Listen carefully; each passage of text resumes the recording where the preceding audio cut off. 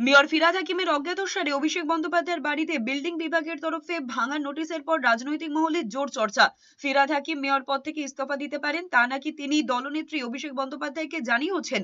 এতেই অশনি সংকেত টের পেয়ে দলকে আগলাতে দলীয় কাউন্সিলরদের তড়িঘড়ি বৈঠক ডাকলেন তৃণমূল সুপ্রিমো। জানা যাচ্ছে শুক্রবার বিকেল 4টায় কালীঘাটের বাড়িতে বৈঠক করবেন মমতা বন্দ্যোপাধ্যায়। শুক্রবার দুপুর থেকে পুরসভায় অধিবেশন শুরু হওয়ার কথা ছিল, কিন্তু বৃহস্পতিবার বিজ্ঞপ্তি দিয়ে জানানো হয় ওই অধিবেশন আপাতত বাতিল। তারপর বিকেলে ওই বৈঠক ডাকা হয়েছে কালীঘাটে। সূত্রের খবর, দলীয় কাউন্সিলরদের ওই বৈঠকে থাকবেন অভিষেক বন্দ্যোপাধ্যায়।